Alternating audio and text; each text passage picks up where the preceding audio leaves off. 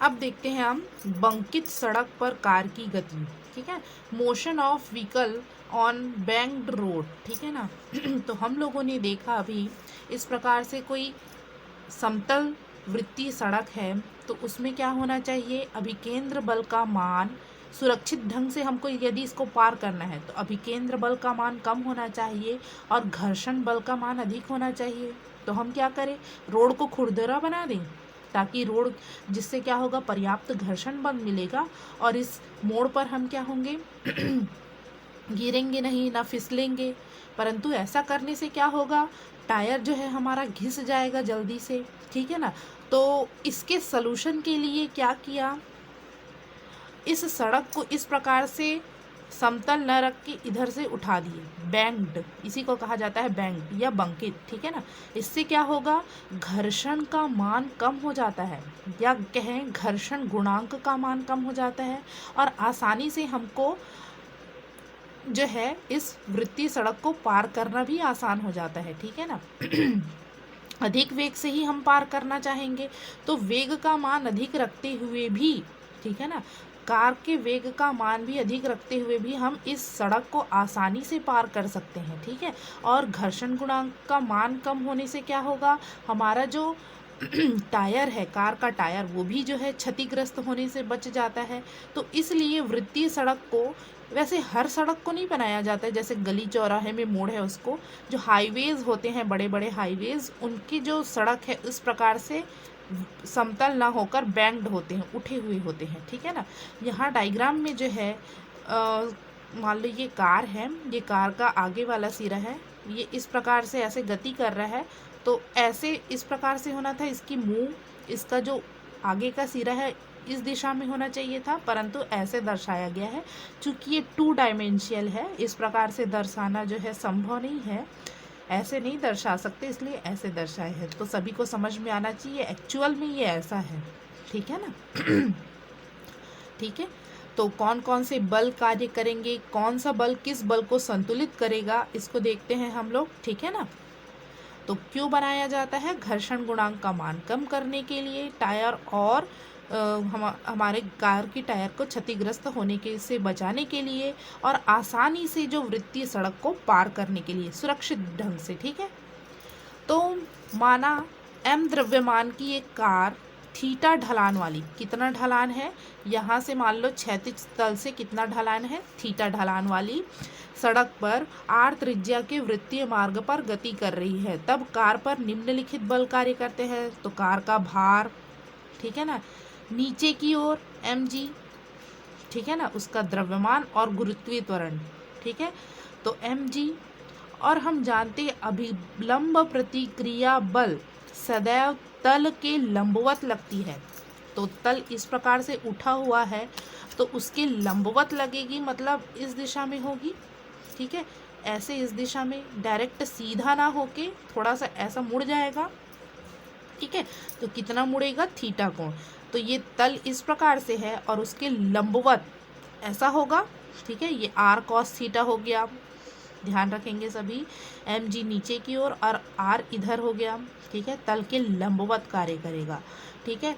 तो ये भार mg को कौन संतुलित करेगा, तो अभिलंब प्रतिक्रिया बल, बल है ये। ठीक है।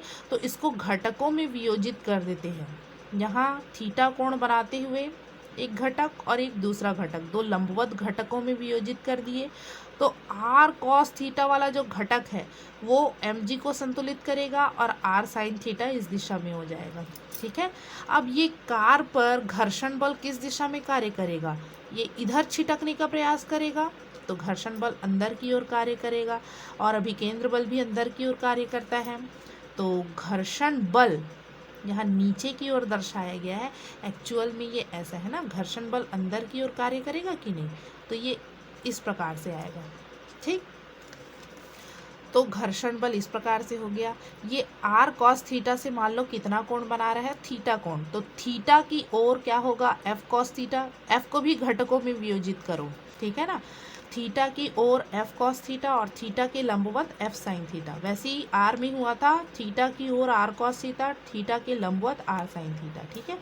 तो आर साइन थीटा और एफ कॉस थीटा एक ही दिशा में है, और एफ ये देखो थीटा के लंबवत एफ साइन थीटा और एम जी एक ही दिशा में है, ठीक है।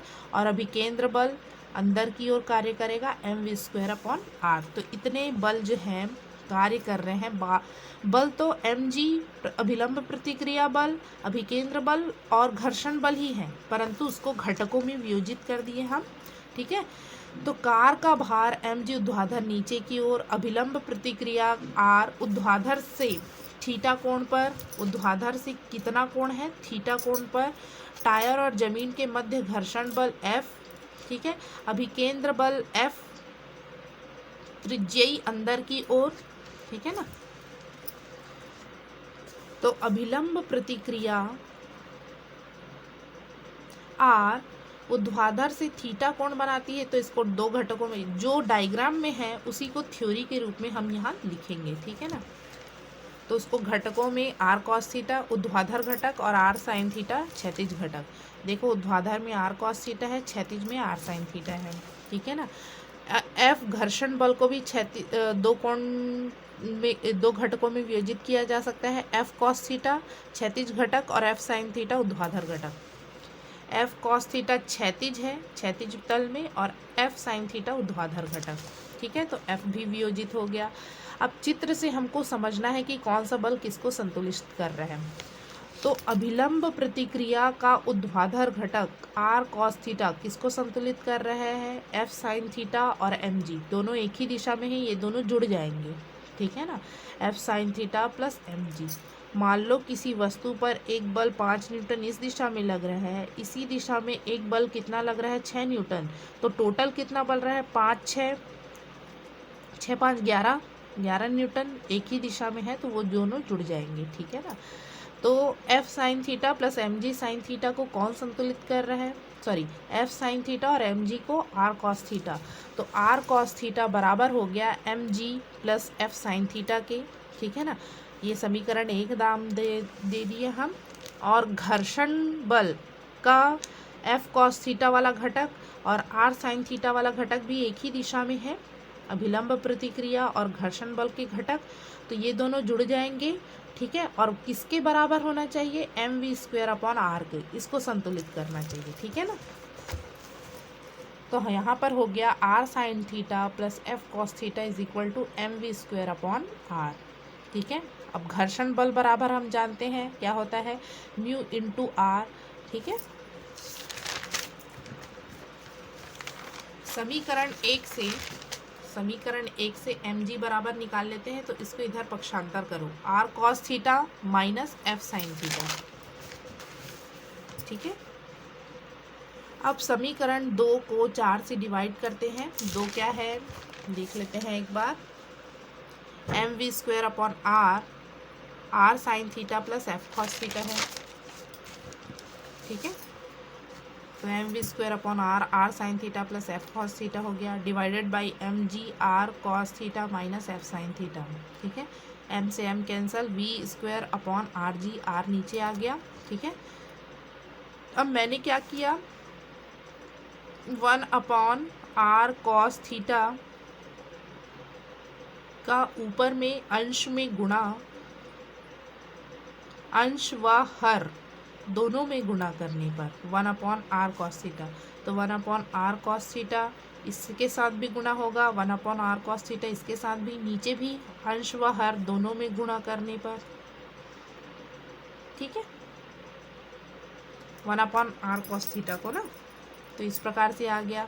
यहाँ देखिए r से r कैंसल, tan थीटा बचा, यहाँ cos थीटा से cos थीटा f/r म्यू बचा। f बराबर क्या होता है, म्यू इंटू आर, तो म्यू बराबर क्या होगा, f/r, तो f/r को मैंने क्या लिख लिया, म्यू। r cos थीटा से r cos थीटा कैंसल, 1 बचा, f/r क्या हो जाएगा, म्यू साइन थीटा बटे cos थीटा tan थीटा, ठीक है ना। तो एक सूत्र वेग का v² बराबर मिल गया rg tan theta plus mu 1 plus mu tan theta, ठीक है। टायर व जमीन के मध्य घर्षण न्यूनतम हो जाएगा, इसीलिए तो बंकित सड़क बनाए हैं भाई, ठीक है ना, कि घर्षण कम हो जाए। तो घर्षण गुणांक का मान लो लगभग 0 है, ठीक है ना, घर्षण बहुत ही कम है, तो म्यू बराबर घर्षण गुणांक 0 हो जाएगा। तो ये 0 हो गया, ये टर्म भी 0 हो गया, टेन थीटा बटे 1 बचा, मतलब टेन थीटा। तो वी स्क्वायर बराबर आर जी टेन थीटा, तो v बराबर √over R G tan theta. तो किसी ढाल वाली सड़क पर यही सबसे उपयुक्त चाल है जिससे टायरों की न्यूनतम हानि होती है, क्योंकि इस स्थिति में घर्षण बल 0 होता है, ठीक है ना। सड़क की ढलान के लाभ क्या क्या है? सड़क में वाहन फिसलने से बच जाता है, ठीक है ना। जब ऐसे मोड़ते हैं तो हम दूर जाने का प्रयास करते हैं, उठा हुआ है तो दूर नहीं जा पाएंगे, फिसलने से बच जाएंगे। समतल सड़क की तुलना में ढाल वाली सड़क में मोड़ पर वाहन अधिक चाल से दौड़ सकते हैं, वेग का मान ज़्यादा हो सकता है। वाहन के टायरों को न्यूनतम क्षति पहुंचती है, ठीक है। तो इतने सारे लाभ हैं ढलान वाली सड़क के, ठीक है। ये सभी समझ में आ गया होगा सभी को, ठीक है।